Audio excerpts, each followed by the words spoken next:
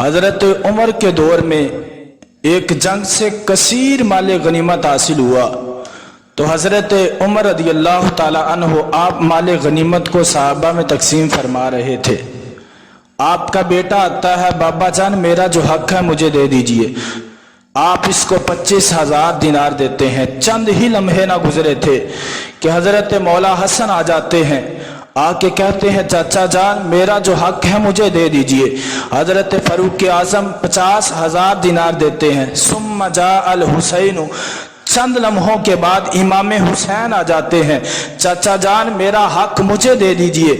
हजरत उमर फारूक 50,000 दिनार इनको भी दे देते हैं। जब ये मंजर आपका बेटा देखता है तो दौड़ा दौड़ा घर आता है, आकर के अपनी अम्मा से कहता है अम्मा हजरत उमर फारूक बाप तो मेरे हैं लेकिन नेकियां दूसरों से ज्यादा करते हैं, बाप मेरे हैं लेकिन नेकी हसन हुसैन से ज्यादा करते हैं।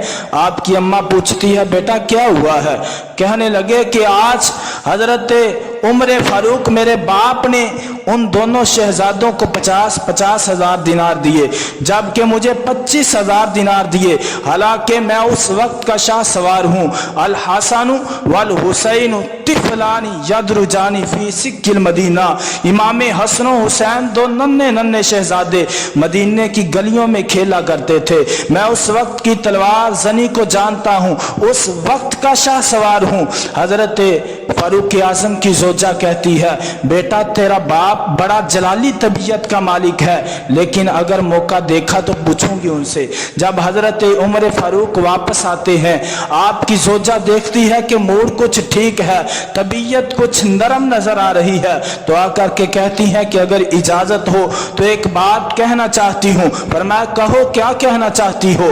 तो आप कहने लगी कि तेरे बेटे ने एक सवाल किया है। अब्दुल्ला कह रहा था कि मेरे बाप ने हजरत इमाम हसन हुसैन को 50,000 दिनार दिए, जबकि मुझे 25,000 दिनार दिए। हजरत फारूक आजम जलाल में आ गए, आंखों में सुर्खी फैल गई। फरमाया बुलाओ अब्दुल्ला को। जब हजरत अब्दुल्ला आए, हजरत फारूक आजम कहने लगे अब्दुल्ला तेरी माँ तुझे रोए, तूने कैसे खुद को मौला हसन हुसैन के मकाम पर खड़ा किया, तूने कैसे खुद को उनके मुकाबले में खड़ा किया, तूने कैसे खुद को उनके मसावी समझ लिया।